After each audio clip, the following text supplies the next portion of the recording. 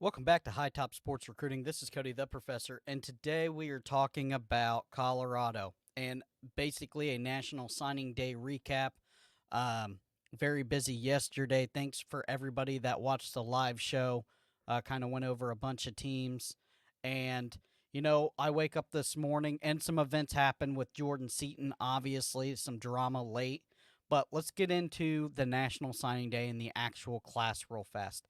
Now, a lot of people thought that Coach Prime was going to have a little bit better class with the high school recruiting. Um, but I think there's something to uncover here. I think that Coach Prime is playing chess, not checkers, as some would say. I think he did a very good job. He got some key pieces, and I did see throughout the day a lot of Colorado hats on the table, and we are going to break that down and get into that just in a second. But let's go ahead and let's talk about this signing day class. We're going to go ahead and go over to 247 here, and we are going to check out this National Signing Day class.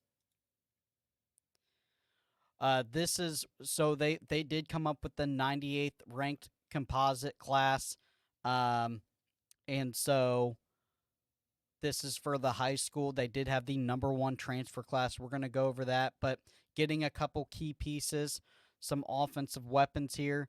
Draylon Miller, which we've talked about, very good.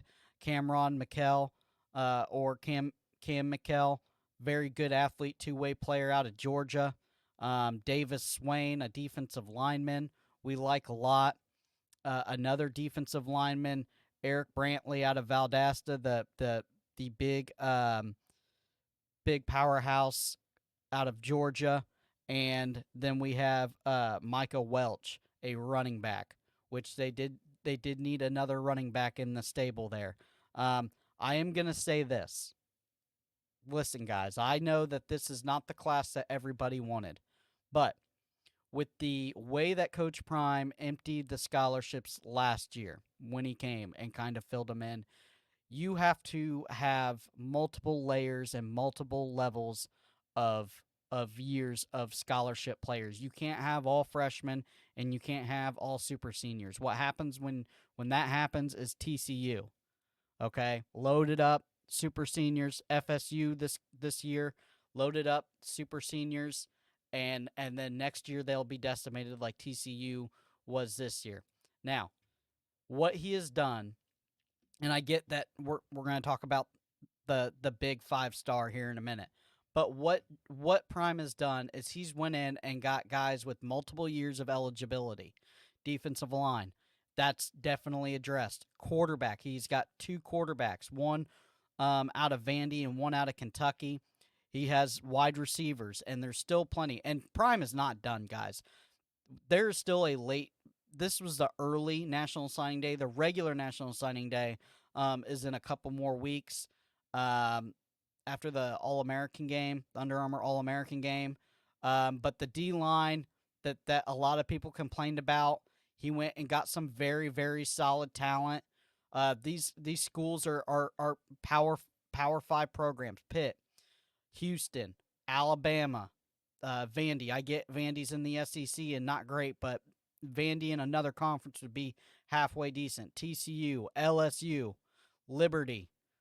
Liberty's a little bit lesser program, but a very good program.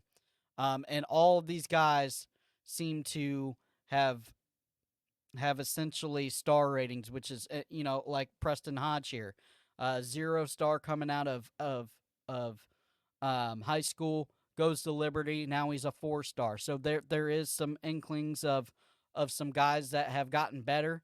You get another wide receiver out of Vandy. I mean, the class is deep. This is really what you're signing. This is your signing class here. You got a pair of tight ends. You got offensive line help. Look at all the offensive linemen, wide receivers. Listen, he is retooling and rebuilding this program through the transfer portal because that's what he has to do right now. That is the cards that he was dealt. If you think Colorado is going to go out and sign a class like Georgia or Alabama, you are completely wrong. So what he is doing is he's getting kids with some kids that have played a lot and don't have a lot of eligibility, and he has some guys that haven't played a lot and have a lot of eligibility. He is multi-layering the class to where he is not screwed on years down the road where the entire class leaves and you have a big fall off and then Colorado fans are pissed. Listen, Dion is doing this right.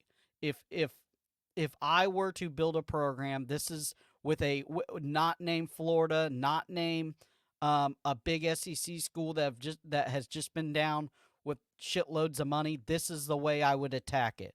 I would go and get multiple kids in the portal.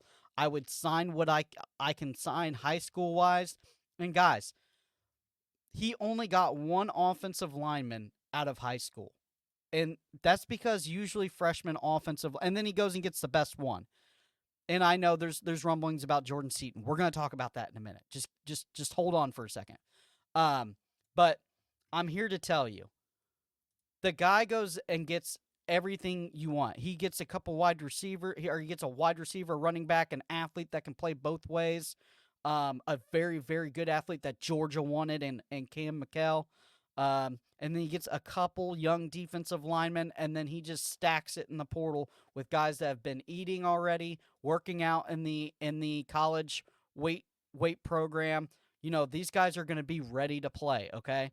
And so I think that for people to say that Coach Prime blundered this class and didn't do a very good job, they're not reading into it. They're looking at the high school recruiting and say, oh well, you can't recruit at 100th and expect to win. Well, you cannot recruit at 100th with nine kids and expect to win if you're not having the number one transfer portal class. Okay, that's a fact.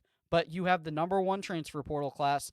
You're supplementing in the talent. You're getting guys that already know schemes.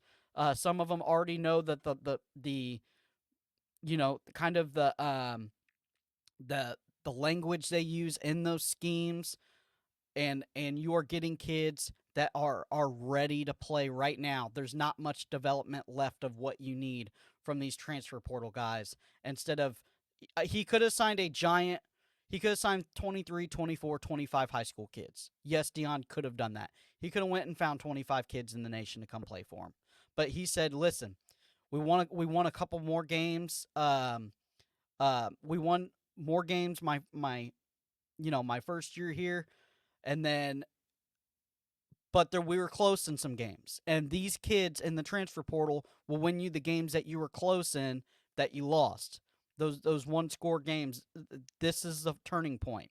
And you can't just rely on high school true freshmen coming in. It's very rare that a true freshman comes in and makes a instant impact. And the last thing Coach Prime needed to do is sign 24 of them, have a 40th or 50th transfer portal class, and then go ahead and not win a bunch of games next year. I think that they win more games than what they did last year. Now, let's get into the juicy drama. Okay? Let's go ahead and get into that, right? Let me pull up a graphic here real fast. So, Jordan Seaton decides to take a visit, right, to Jordan Seaton takes a visit last week, and a very quiet visit at that, to the University of Maryland. Somebody that's kind of been hot on the heels there of Jordan Seaton, and so he decides, yeah, I think I'm gonna take a visit last weekend, which was not really publicly announced that he was taking the visit. He goes on national TV, says he's a buff, and then so everybody's thinking everything is fine. Now, I'm not 100% sure if Jordan Seaton was going to sign anyway yesterday. He might be one of those guys waiting for the final day to sign of the late national signing day, or the regular one. I call it late because this one's the early one. So there's still time. Jordan Seaton is not gone from Colorado yet. Let's go ahead take the event. So Jordan Seaton takes the quiet visit last weekend, like we were just talking about. Then flip predictions come out from On3 and 247. Now, On3, just remember that name, On3 Recruiting and 247. So now these flips to Maryland start leaking out that they think Jordan Seaton is going to flip, right? But does he flip? No, he doesn't sign with anybody. They're just predictions. Now, he goes on around 10 p.m. last night with Hayes Fawcett. Hayes Fawcett's a young man that makes graphics, and he goes on a Instagram Live. Hayes Fawcett is paid by On3. Are you getting what I'm putting together? So, I think that On3 paid him to do that Instagram Live. Now, everybody said it was very weird to listen to. It was kind of weird. But if you're not used to asking questions and you're not used to a podcast platform, uh, you can't just hop in the ring and box with Mike Tyson, okay? And so that's what that was. That was two guys that haven't done a lot of this. Hayes Fawcett is known for doing graphics. He is not known for podcasting ability. If Jordan Seaton was to come on my podcast or any other podcast, the way that interview went doesn't go like that. Okay, I'm telling you that right now because I'm asking him questions when he was kind of speaking in a way that he didn't want to reveal a bunch of stuff. I'm gonna press him a little bit to dig down deeper into it. Hayes didn't. Hayes just was kind of reading off comments and questions and stuff like that. And it was very, very cryptic. Now, somebody once said there's no such thing as bad media. And I think this is the new age in some recruiting. Name, image, and likeness. I think everybody is talking about Jordan Seaton. I think On3 waited to do this. This is strategically perfect. You wait till the national signing day simmers down, and then you get on with the number one tackle in the nation and true 5-star that has just went national TV. So now people are tuning in. I think this was beautifully orchestrated by On3, if I have to say so myself. And you get the the juices flowing. You get something cooking, and when you wake up in the morning, it's absolutely viral. And that is exactly what they did. I think that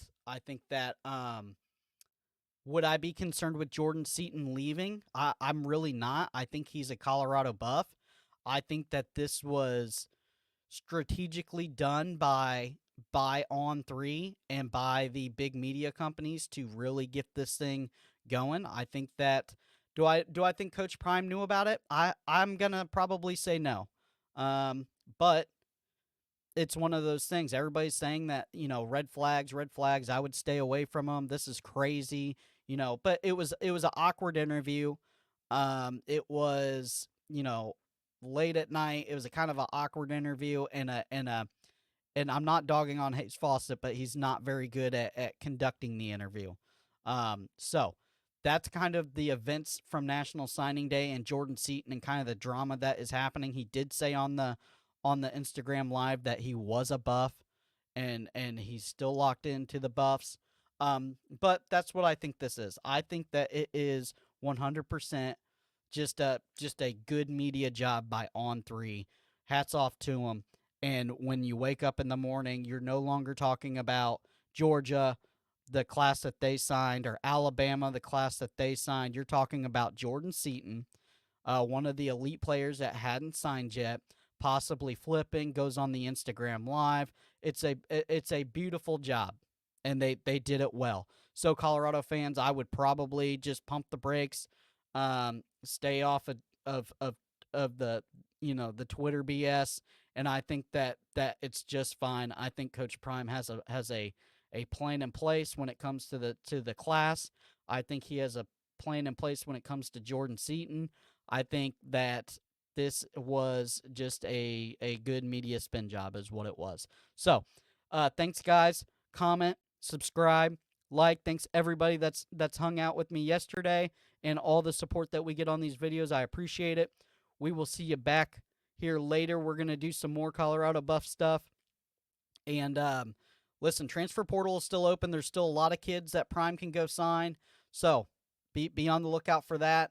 And we will see you later. I am Cody, the professor with High Top Sports Recruiting, and we are out.